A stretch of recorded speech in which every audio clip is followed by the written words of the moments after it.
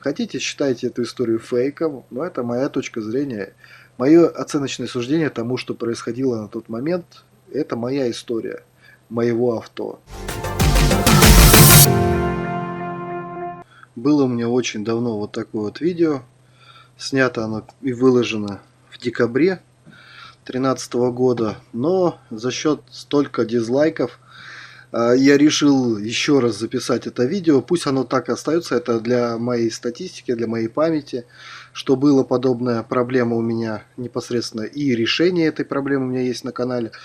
Но хочу, например, рассказать вам, поделиться той историей, именно собрать все эти истории, все эти ролики воедино и рассказать вам непосредственно ту историю, которая произошла у меня с покупки Deo Nexia N150 и сколько она мне обошлась в ремонте и какая же на самом деле здесь была проблема и вообще что за проблема и что стоит сделать. Сразу говорю, что машина у меня была на трехлетней гарантии, и во время этой трехлетней гарантии мне удалось только отстоять замену дворников моторчика, и то релюха, которая выгорела из-за того, что дворники мотор загорелся, мне пришлось покупать. И причем не хотели мне менять, говорят, покупать за 3000 или 2700, как сейчас помню. Ну, считаю 3000, потому что там еще релюха-то вышла из строя, и предохранитель, ну, и предохранитель копейка. И получается такая картинка, что это единственное, что мне удалось у них через всякие письма, просьбы непосредственно производителю этого авто и общение производителя с дилером, который находится в Новосибирске, который продает эти машины, у которых я приобретал, у которых я обслуживал эту машину все 3 года, как по часам ездил на все ТО, иногда даже раньше менял масла. Машина мне нужна была для того, чтобы работать. Работа у меня была часто с выездами, поэтому это для меня был как хлеб. То есть без машины мне нельзя было вообще существовать. Непосредственно данное видео я записывал после того, как у меня возникла очередная проблема, которая с каждым годом становилось все звонче и звонче. Специалисты, которые работали на станции сервисного обслуживания по гарантии, сказали мне, что проблема эта связана непосредственно с тем, что некачественное топливо, соответственно, проблема, скорее всего, с гидрокомпенсаторами, поэтому в видео именно вот это вот и написано. А также те ребята, которые держат свои сервисные центры и занимаются ремонтом ДВС, двигателей внутреннего сгорания, тоже, послушав мотор, говорят все в один голос: это гидрики, это клапана, соответственно, тебе необходимо клапана посмотреть, там, если что, их притереть, машина у тебя новая, там 40 тысяч пробега, это ни о чем, а скорее всего какой-то заводской дефект вылез. Ну да, заводской дефект, только совершенно в другом месте, и через год я о нем узнал. Получается такая тенденция, так как у меня была проблема и с временем, и с тем, что сервис постоянно мне отказывал в том, что нет времени, нет подъемника, давайте потом, соответственно, вот это все переносилось, вот эти разбирательства по другим причинам. То есть я не думал, что эта проблема настолько серьезная, поэтому эта проблема длилась до данного момента, 2013 года, она уже длилась 2,5 года. То есть через полгода эксплуатации данного авто, там было буквально там 3 или 4 тысячи километров пробега всего лишь на спидометре, возникла данная ситуация. Данная ситуация возникла через полгода, и продолжалась она до момента, пока я не поменял мотор. Из-за чего я стал добавлять присадку, которую я, опять-таки повторяюсь, не рекламирую. Я поверил тем блогерам, которые подобные шняги продвигали в интернете, причем, ну, не такую, да, другие. И в рекламе была по телевидению, то, что добавляешь присадку, и мотор у тебя звучит чище, да, там расход масла уменьшается, там промывает и так далее. Я взял эту присадку из одной причины, почитав ее состав, короче, добавляется в масла для того, чтобы обеспечить более лучшие промывочные свойства масла.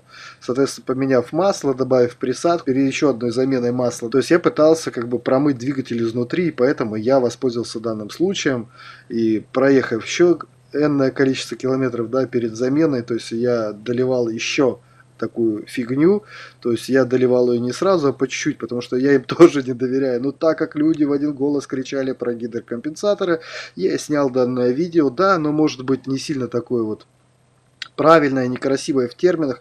Просто я занимаюсь ремонтом радиоаппаратуры, радиотехники. В данном моменте, вот именно в видео, да, когда я снимал этот ролик, я занимался ремонтом банкоматов. Это вообще близко даже не к автомобилям не относится, поэтому передвижения мои были связаны с ремонтом банкоматов. Поэтому я доверял людям, так как я, в принципе, тоже достаточно неплохой специалист в этой сфере был. Я доверял тем людям, которые мне в один голос говорили, что гидрокомпенсаторы, либо там клапана. Соответственно, я по этому видео так и говорил, что гидрокомпенсаторы, клапана, хотя с этим я даже на прошлой машине своей не сталкивался. На прошлой машине максимум, с чем я сталкивался, это коррозия кузова. Вот чем я занимался на прошлой машине. С двигателем у меня не было проблем. У меня была проблема с карбюратором, поэтому я и поверил тем словам из сервисного центра по поводу того, что некачественный бензин. Ну, я это уже на своей шкуре на прошлой машине испытал. Здесь же у меня таких проблем не было. В принципе, машина всегда ездила, но в последнее время она начала жрать масло. Надо было что-то делать, понимаете, командировки, это же большой расход по финансам. То есть масло стоит-то недешево, а когда ты ездишь туда-обратно на 1000 километров, то у тебя уходит там канистра масла, там 3-5 литров, да, и это бешеные бабки были даже по тем временам, учитывая то, что непосредственно расход и в конце месяца, когда тебе оплачивали транспортные твои, то, что ты ездил на авто, они были либо равны, либо меньше того, что ты в реальности потратил, поэтому приходилось какие-то средства изыскивать.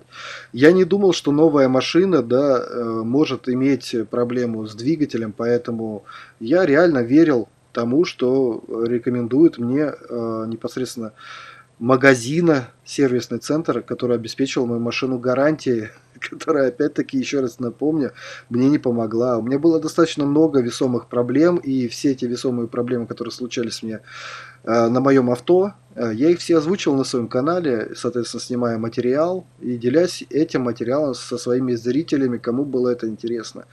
Я опять-таки говорю, я за ремонтами авто не занимаюсь.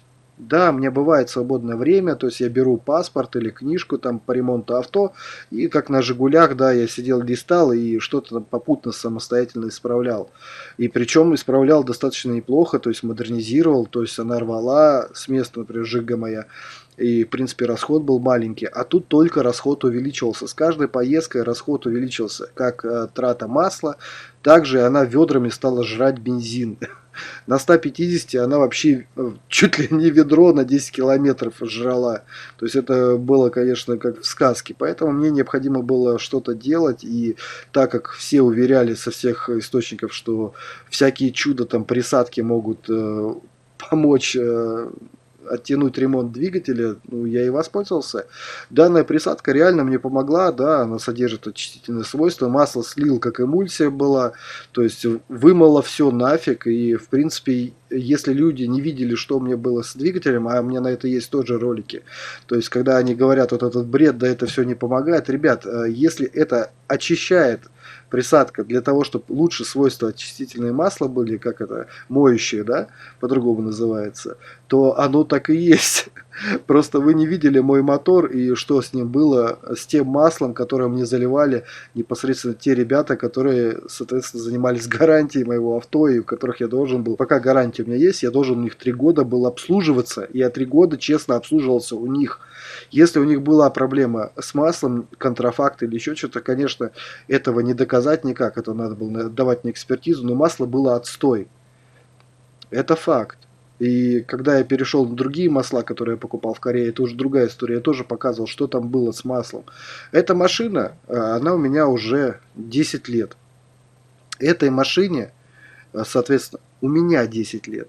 Она новая, куплена с салона, и все проблемы, которые с ней возникают или решаются мной, они честные, откровенные и идут в той последовательности, как они возникли и как они решились. Не просто так это все я снимаю. Это моя история, история моего авто.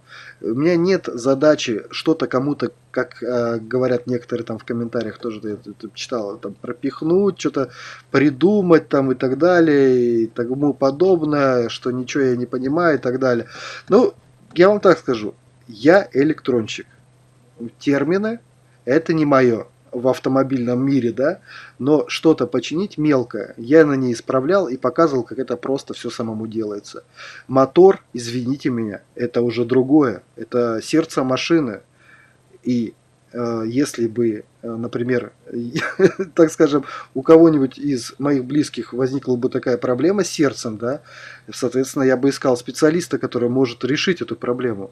Я надеялся на сервисные центры гарантийные и на тех знакомых, которые у меня есть, чтобы они помогли мне решить проблему. Но я не думал, что они будут говорить чисто, ну, бред. На самом деле это вот вообще вот это вот написано реально бред, но из-за того, что реально со временем появились дополнительные шумы, и это было вызвано тем, что в принципе заросли клапана, это факт. У меня есть доказательства, причем вот в этом цилиндре, в котором была проблема, у которого из поршня вышел палец и проковырял в цилиндре дырку, две дырки, пардон, глубиной там где-то до 7 миллиметров, это уже не лечится. И из-за этого нарост, который образовался, просто так он тоже никуда не денется. Да, если голову включить, то можно понять, что когда ты добавляешь это в масло, это будет где-то вокруг, но никак не клапана очистит. Это надо в топливо добавлять, что тут уже только разбирать механически. Но на тот момент, когда тебе люди говорят, ты веришь, они же профессионалы.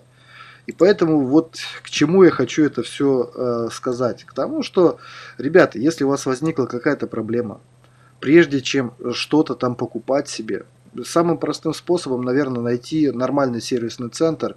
И, кстати, я ездил по сервисным центрам, несмотря на то, что у меня гарантия, ну, мне пытались и на компьютере диагностировать. Ой, какая это интересная проблема. Если машина стоит на ровном полу и у вас, как это, палец вошел обратно в поршень и там обратно завис, то есть он не стучит, вон туда и не выбегает, то эта проблема выявится только если вы разберете, вот снимете головку блоков цилиндра и реально вживую не увидите это все. Вот пока вы это не сделаете, вы это все не увидите. Даже диагностический стенд покажет, что у вас проблема с форсункой, там, с датчиком коленвала, но никак не с цилиндром. Это визуально не просматривается. Даже камера, которую я туда пытался запихнуть, максимум, что я увидел, это две мелких царапины, потому что оказывается, чтобы увидеть их воочию, это надо было, чтобы камера могла в цилиндре еще и развернуться.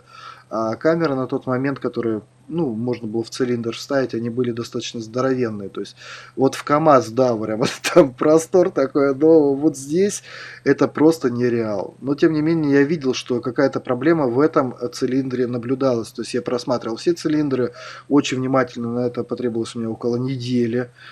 Все материалы я записывал, анализировал на компьютере, просматривал, крутил камеру там и так, и этак, и ключом поворачивал, чтобы поршня там определенно были. Все я просматривал. Но когда мне сняли уже головку, но это уже история другая, я был, честно говоря, в шоке.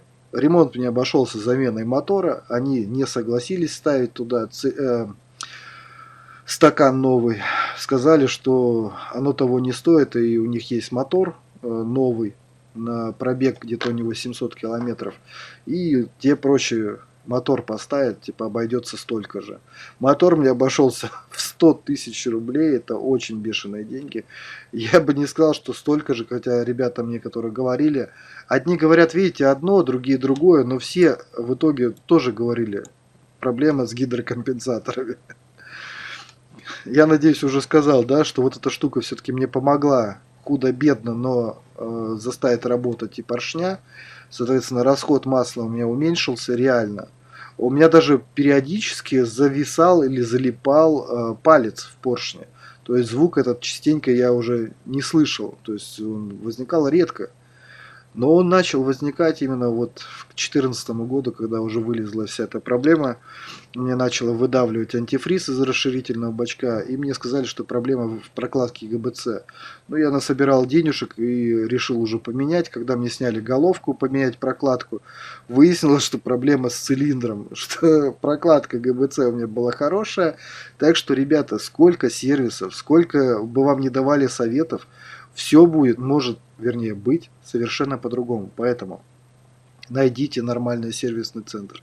Найдите на него отзывы. Проверьте, кидает он, не кидает людей. Вот это самое важное. На сегодняшний день, в отличие от 2013 года, всю эту информацию можно легко отследить. Найти нормальный сервисный центр. Найти на него отзывы людей. Достоверные, правильные отзывы, честные отзывы. Не просто там одностраничный такой сайт, где купленные отзывы. Например, поспрашивать у людей, у знакомых, где можно машину посмотреть. Если у вас ремонт достаточно дорогой, узнайте, сколько у вас стоит мотор новый. Ну, не новый, да, а хотя бы привезенный там из-за границы, да, запчасть. Вот это новенькое. И опять-таки, когда вы ставите новый мотор, узнавайте, какие документы вам необходимы для того, чтобы, если что, вы там с учета смогли ее снять и на учет поставить. И когда я этот ролик выложил, мои подписчики, которые столкнулись с такой же проблемой, мне досконально все то же самое, что я вам сейчас рассказываю, уже рассказывали. И рассказывали, что они делали. Они меняли моторы. Просто меняли моторы. У большинства, кто мне озвучивал эти проблемы, это было в автопарке такси. То есть там эти моторы закупали и меняли на машинах, даже несмотря уже далее, что там с мотором еще, или нет ничего, или все нормально. То есть не заморачивались вообще. То есть какой-то появлялся звон, легко находили проблему, снимали голову, смотрели в цилиндр, да, если цилиндр имеет повреждения, все, новый мотор. Можете заморочиться, опять-таки, если доверяете, стаканы поменять, но опять-таки это может быть дело, видите, непонятно, насколько хватит. У меня очень большое повреждение было. Сказали, если расточку делать, ну, может не помочь. И как у тебя еще гидровзрыва не случилось, да, это когда процарапало там, где идет у нас антифриз, это непонятно. То есть я ездил на машине, в итоге получается 3,5 года с этой проблемой. Возникла эта проблема у меня через полгода после покупки авто. Вот представьте. Офигенное гарантийное обслуживание, офигенный ремонт. Спасибо большое. Я не знаю, в чем заключается гарантия, конечно, это удивительно. То, что задний мост у меня у Nexia был кривой, и тоже мне угрожали, и в итоге пришлось все это дело делать за свой счет. Мне обошелся задний мост в 15 тысяч. То есть мне якобы сделали скидку. Пошли на уступки и сделали скидку. Охеренно, на гарантии машина. То есть вот такие вот косячки, которые возникли у меня в первый же год эксплуатации, а потом еще в остальные гарантийные периоды, так скажем, мне машину эту дополнительно сверху накинули еще такую же стоимость авто. Я теперь понимаю, почему народ, когда покупает авто, забивает на гарантию и ездит до потери пульса, потому что если ты будешь постоянно ездить в сервис, да, ты оставишь там еще столько же денег, если не больше, а может быть и меньше. А все зависит от сервиса. Опять-таки, это мой горький опыт. На моем печальном опыте, на моих тех справках и тех письмах, которые я написывал, и тех звонках, которые я делал за свой счет непосредственно производителю этой модели. То есть я построил свой опыт и заключение. После того, как я поменял уже на 2014 года мотор, а не 2009 года у меня мотор стоял. То есть вот это 2009 года поставил 14 СМС, тоже 2014 года СМС. Все проблемы у меня улетучились, сейчас машина бегает, расход масла у меня там 50-100 миллилитров, то есть вообще ни о чем не заметный. Расход бензина тоже какой-то, знаете, непонятный, вроде и небольшой, в то же время и не маленький. Ну, все как всегда, то есть, ну, в течение там скольки лет-то я уже езжу, получается, около 5 лет, 4 лет, да, 4 лет я езжу. 4 года я езжу на авто, и проблем нету. Там у меня случилась проблема уже в первые полгода.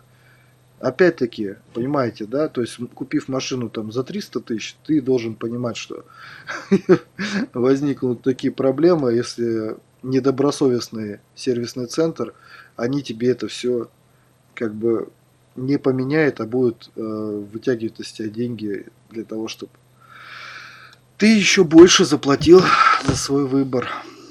Да, вот эта машина у меня была, спасибо моему отцу, и осталась по сей день у меня. И пока что мне нет средств для того, чтобы ее поменять. Несмотря на то, что она уже старенькая, тем не менее в командировках она побывала в разных, и проблем с ней не было никогда в командировках. И то есть она меня увозила и довозила до дома, за что ей огромное спасибо.